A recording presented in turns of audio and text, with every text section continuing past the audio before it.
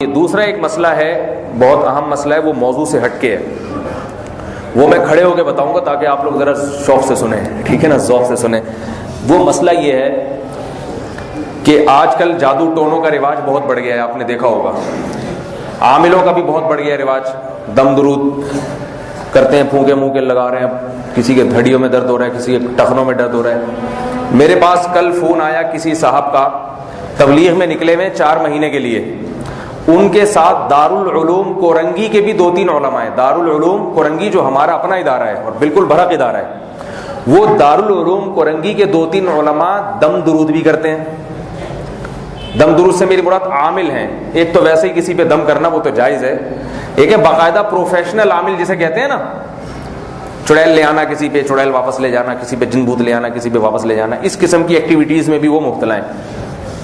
تو میں نے آپ کو بتایا سارے فراڈی ہوتے ہیں، 2 نمبر ہوتے ہیں، چاہے دارالعلوم سے ہو، چاہے جامعۃ الرشید سے، میرے اپنے ادارے سے ہی کیوں نہ تعلق ہو، چاہے میرا ہی خلیفہ کیوں نہ ہو، صحیح ہے نا۔ تو اس بارے میں میری رائے تو سب کے سامنے ہے۔ تو فون آیا، وہ صاحب کہہ رہے تھے، پشاور کے پٹھان ہیں، کہہ رہے کہ ان نے ہم پہ دم کر کر کے ہماری ہڈیوں میں درد کر دیا، پتہ نہیں کیا کر رہے ہیں عملیات، ہم سب کی ہڈیوں میں درد ہو رہا ہے، ہم بڑے پریشان ہیں، اور وہ فلاں فلاں فرقے سے ان کا تعلق ہے۔ تو یہ بہت سے لوگوں کو واسطہ پڑتا رہتا ہے عاملوں سے نا، جادو کر رہے ہیں، یہ کر رہے ہیں، وہ کر رہے ہیں۔ تو کہنے لگے آپ ہمیں کچھ بتا دیں کوئی پڑھنے کے لیے کچھ، تاکہ یہ ہڈیوں میں درد نہ ہو۔ میں نے کہا میں آپ کو ایک چیز بتاتا ہوں، انشاءاللہ آپ کی قیامت تک کبھی ہڈیوں کے علاوہ ہر چیز میں درد ہوگا، ہڈیوں میں درد نہیں ہوگا انشاءاللہ۔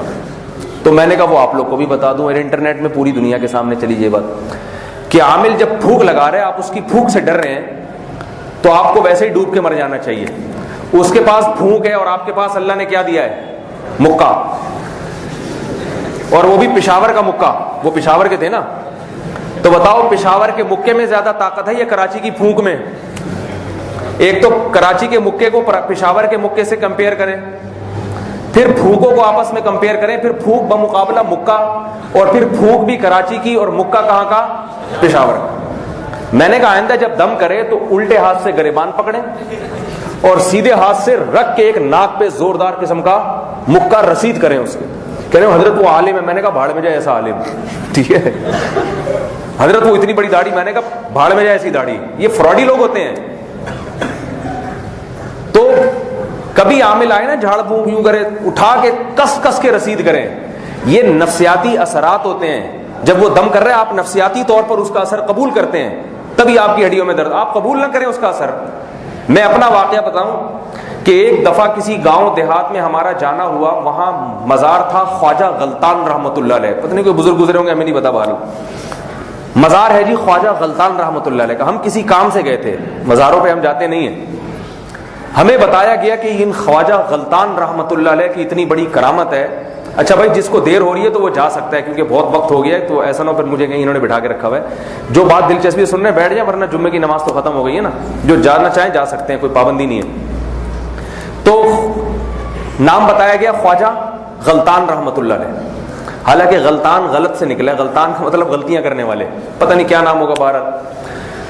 کہا کہ یہ بزرگ اتنے نیک تھے، اتنی کرامت ہے کہ ان کی قبر کے قریب اگر کوئی لیٹ جائے تو یہ بزرگ اندر سے اس کو دھکا دیتے ہیں، اور وہ لڑکتا ہوا کلابازیاں کھاتا ہوا دیوار سے جا کے، قبرستان کی آخری دیوار سے جا کے لگتا ہے۔ ہم نے کہا بھائی عجیب قسم کے بزرگ ہیں بھائی، ہم نے تو آج تک اس قسم کا بزرگ کسی کو زندگی میں دھکا دیتا ہوا نہیں دیکھا، تو قبر کے اندر سے باہر۔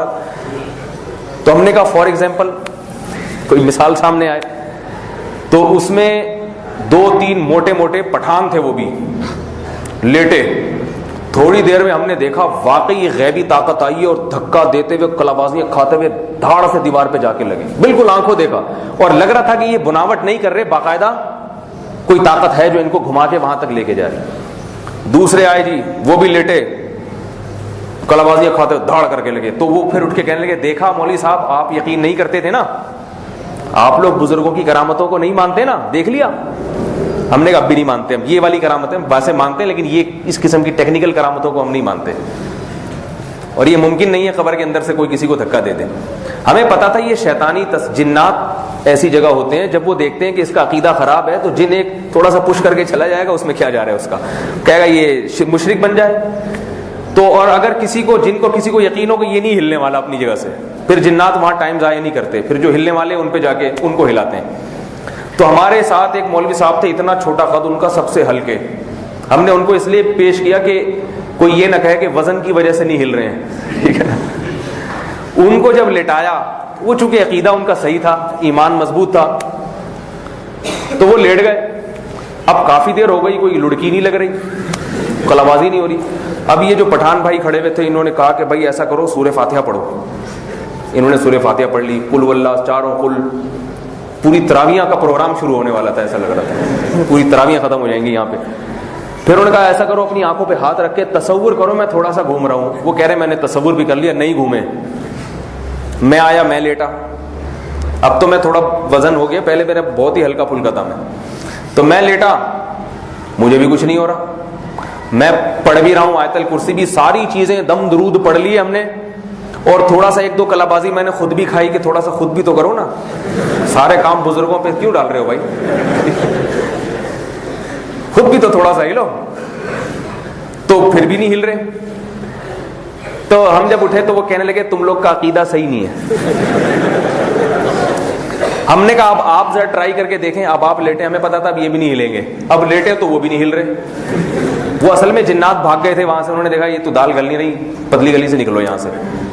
تو جنات اتنی جلدی رفو چکر ہوتے ہیں. سمجھ آ رہی ہے بات؟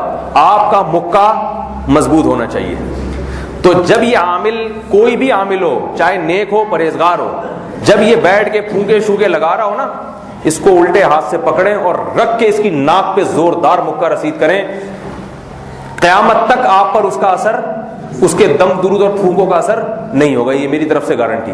لیکن اگر آپ نے ڈرنا شروع کر دیا، ہائی یہ پتہ نہیں کہیں ادھر نہ پھونک لگا دے، بہرا نہ جاؤں، کہیں اندھا نہ ہو جاؤں، پھر آپ نکال کے اس کو ہدیے بھی دیں گے، پیسے بھی دیں گے، یار بہت ہی پہنچے ہوئے بزرگ ہیں، بس گئے کام سے. بزرگوں کا کام اس قسم کی حرکتیں نہیں ہوتا. بزرگوں کا کام ہوتا ہے دین کی دعوت، لوگوں کو اللہ سے ملانا، اور قبر میں بیٹھ کے دھکے لگانا بزرگوں کا کام نہیں ہوتا.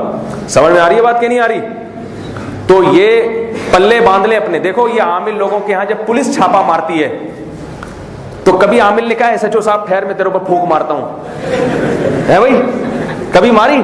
حالانکہ وہ دوسروں کو پتہ نہیں کیا کیا دکھا رہا ہوتا ہے، مٹکے توڑ کے دکھاتا ہے، سوئیاں نکل رہی ہیں. سب نظر کے دھوکے ہوتے ہیں. یہ نظر کے دھوکے ہوتے ہیں. مٹکا توڑ دیا، سوئی نکل رہی ہے، انڈوں سے سوئیاں، یہ سب نظر کے دھوکے ہیں.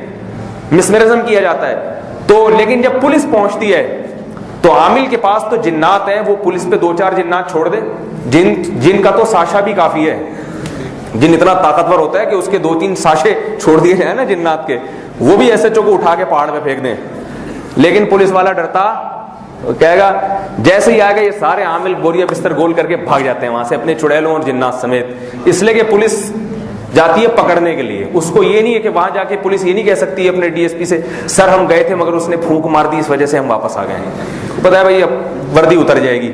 اس کو پکڑ کے لانا ہے تو اس کا نفسیاتی اثر پڑتا ہے عامل پر. اس کو پتا ہے میرا دم درود یہاں پہ اثر نہیں کرے گا. پولیس والا اٹھاتا ہے، اس کو اٹھایا جیپ میں پھینکا، چل وہاں جیل میں بند ہے اندر.